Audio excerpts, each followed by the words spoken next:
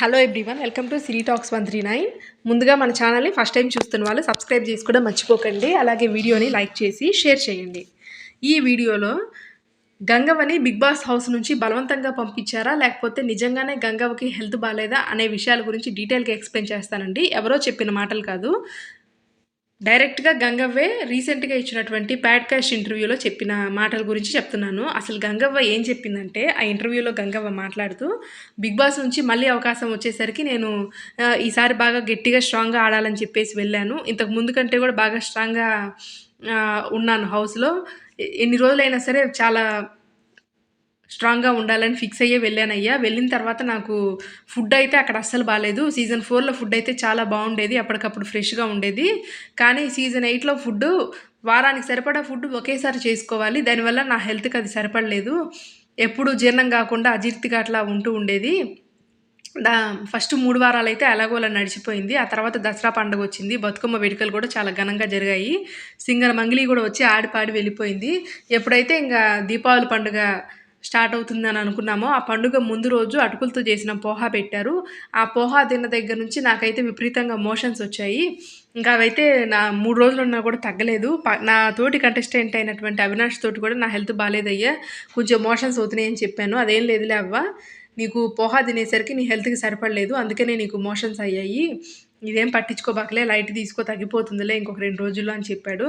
ఇగ నేను ఇంకా దాన్ని వదిలేసున్నట్లయితే ఇంకొక 2 వారాలు అయి తగ్గిపోయి 2, 3 వారాలు కంటిన్యూ అయ్యేదాన్నేమో హౌస్‌లో. కానీ ఇంక బిగ్ బాస్‌కి ఒక మాట చెప్తే బావుంటుందిలే అనేసి బిగ్ బాస్ వాళ్ళతోటి మాట్లాడాను. నాకిట్లా మోషన్స్ అవుతున్నాయని.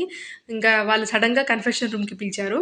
కన్ఫెషన్ రూమ్‌కి పిలిచిన తర్వాత నీకు హెల్త్ ఎట్లా ఉంది ఏందని చెప్పేసి మాట్లాడి, నీ హెల్త్ బాలేదు కాబట్టి ఇంక నువ్వు ఎలిమినేట్ అవుతున్నావు అని చెప్పేసరికి ఒక్కసారిగా నేను షాక్ అయిపోయాను. అలాగే నాతో పాటు నా తోటి హౌస్‌మేట్స్ అందరూ కూడా షాక్ అయిపోయారు. ఇంక అందరూ కూడా ఏడ్చారు.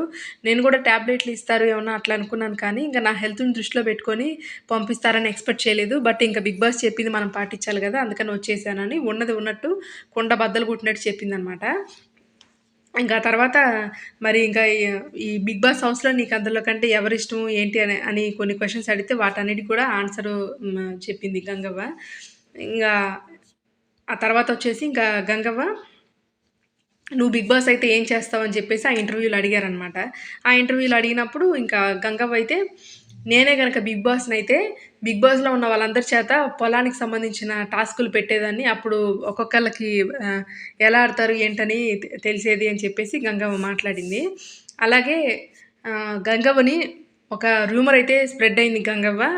మీరు మీ మనవరాలుకి కూడా హౌస్ కట్టించమని అడిగారు అని చెప్పేసి నాగార్జున గారు నీ మీద కోపడ్డారు గదా అని అంటున్నారు. మరి అది అందులో వాస్తవం ఎంతుంది? నిజమెంత? అబద్ధం ఎంత? అని చెప్పేసి గంగవ్వని అడిగినప్పుడు, అదంతా నిజమైతే కాదు. నేను అడగలేదు. నాగార్జున సార్‌ని నేను కలవలేదు. ఇంకా ఆ రోజు నాకు మోషన్స్ అవుతూ ఉన్నాయి. హెల్త్ బాలేదని చెప్పేసి బిగ్ బాస్ వాళ్ళు వెళ్ళిపోమనేసరికి ఇంక నేను ఇంటికొచ్చేసాను.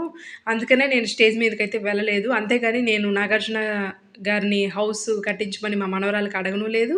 నాగార్జున సార్ గారు నా మీద కోపడను లేదయ్యా. ఇదంతా అబద్ధం అని చెప్పేసి గంగవ్వ ఉన్నది ఉన్నట్లుగా వాస్తవాన్ని క్లియర్ కట్‌గా చెప్పిందనమాట.